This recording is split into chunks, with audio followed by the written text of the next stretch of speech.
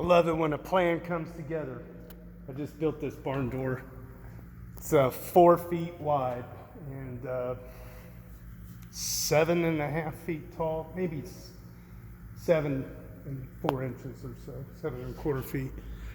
That ledger board is actually 4-inch lag bolted into the top cap of the wall, and then the bottom lag bolts that you see here, those are going into the actual studs of the wall, so that ledger board's not going anywhere. Tractor Supply had the hardware. I had to use a circular saw because I don't have a router, just to make some grooves in here, and then just use a chisel and hammer to hollow it out.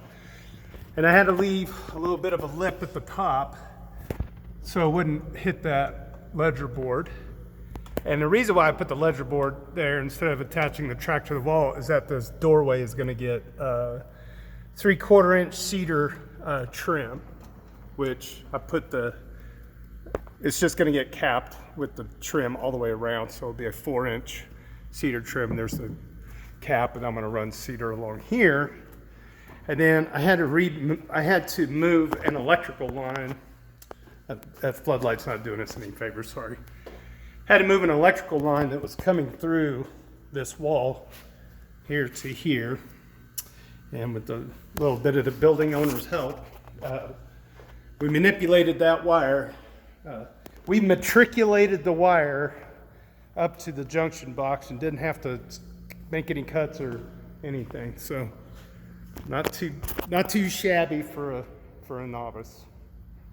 Plus I get to play with this thing. I wish I had one of them. A retractable compound miter saw, rigid. It's fun. All right, so there you go. Oh, and I used Deckmate screws throughout, and so they're exposed, but you know what? I made the pattern kind of work. See, they're kind of ping-ponging, traveling up the board like that, and then I actually used a bracket to get the spacing of the screws in the face of it.